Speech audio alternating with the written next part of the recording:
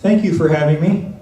It's I've been retired as your executive director since about 99, and then was the executive director of the foundation for a while. But it's always fun to come back to this kind of an event, and I'm supposed to be limited to 10 minutes. I don't think I ever spoke for just 10 minutes. Is Ken Jordan in the room?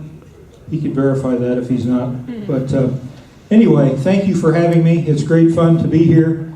You may not know this, but your chapter was the first chapter I signed a charter for and presented the charter to you November 21st, 1987.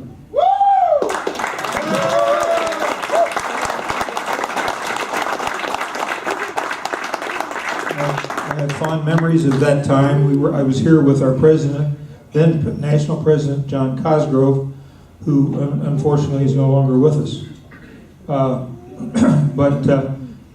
what happened, of course, is the culmination of 3 years of hard work by a lot of the young men that were working hard.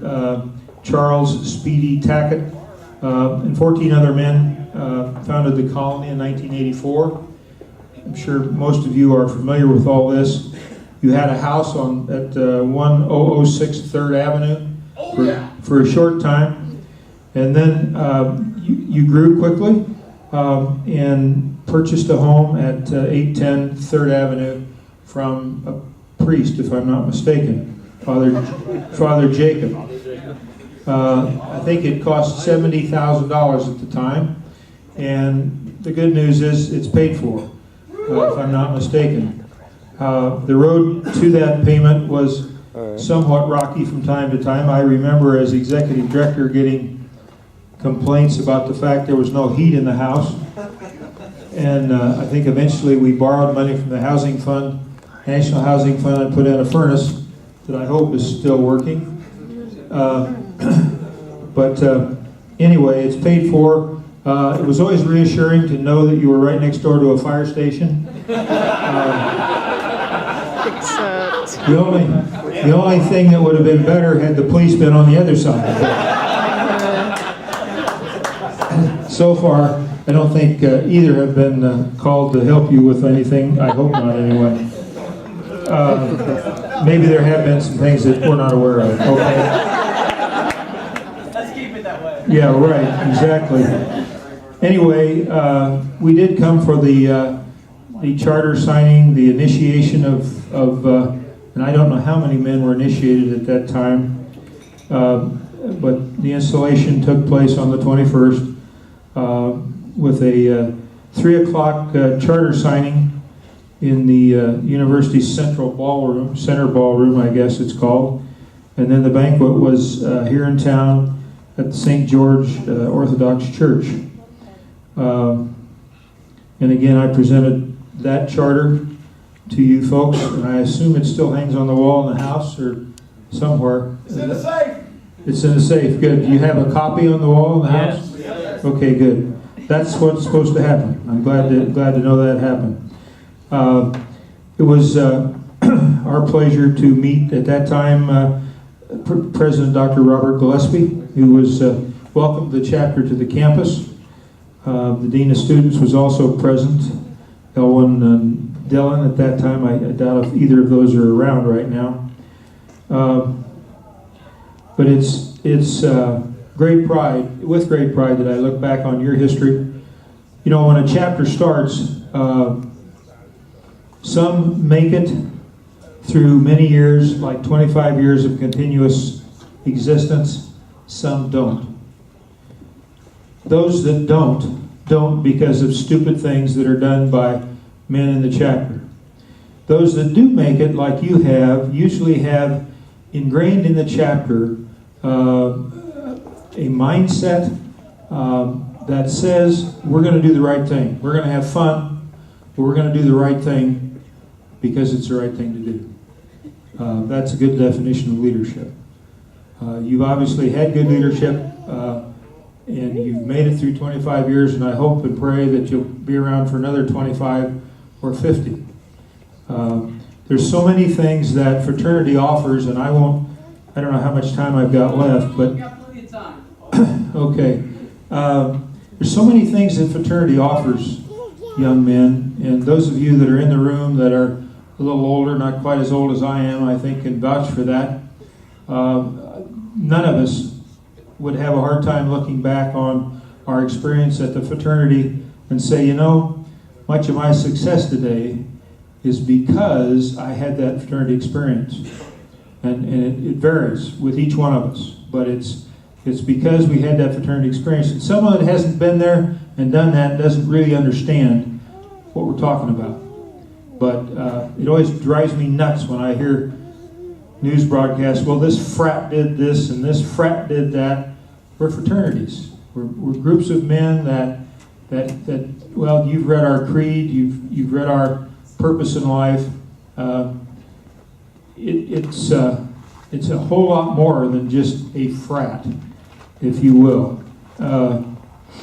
But your chapter, I know Daniel went to the Leadership Academy 3 years ago in 2011 in Indianapolis, and put up with me singing the Brotherhood song how many times? Maybe 72? Yeah, you were counting, I wasn't. But we were trying to learn the song. But my point is, our fraternity today offers so many wonderful educational experiences for undergraduates. And alumni, we need to support this chapter to make sure that our young men from Beta or Epsilon Beta can go to those experiences and expand their fraternal experience. There's a President's Academy every year somewhere. I think it's in Florida. There are regional conferences. There's a national convention every 2 years.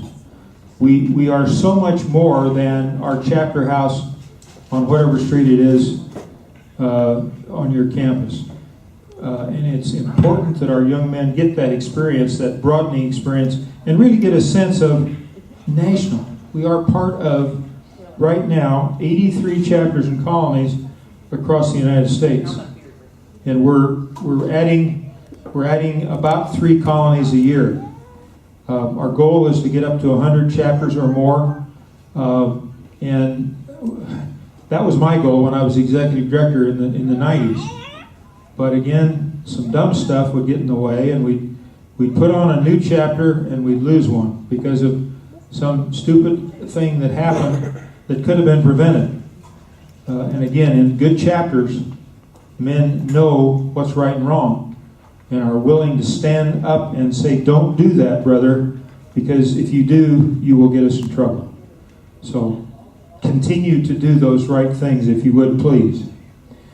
Just very quickly, there's a sheet on the table in front of you that I brought from the national headquarters, and it talks about several opportunities to support the national fraternity. And of course, everything that goes into the national organization helps support things like the Leadership Academy. It's either directly or indirectly returned back to the chapters. There is a wall in the gardens. If you ever get to Oxford, please stop by and take a look, because the gardens were built at our centennial year. I was working in the foundation at the time. There's a chapter wall there for every chapter to have a bronze plaque, as you've seen pictured there. You see pictured there. They're $1,906. Who can tell me why it's that amount of money? Anybody? What happened in 1906? Very good. Yeah, that's when we all started. So, but my point is, it's not. Where our goal is to get every chapter represented there, and right now I don't think you are.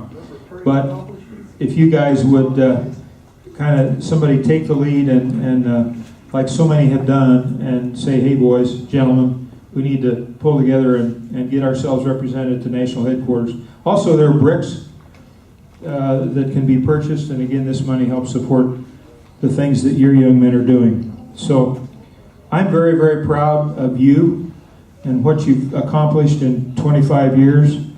And I know that times are tough. I understand that your university is is a little smaller than it was when we started, but hopefully things will get brighter in that regard, and I wish all the very best. Thank you very much for having me.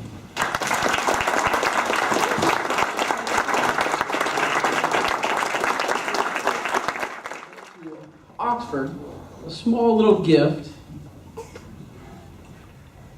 It is the Ohio license plate from Phi Tau for Miami University. Okay, thank you very much. I'll make sure they get it. If not, they'll never know, right?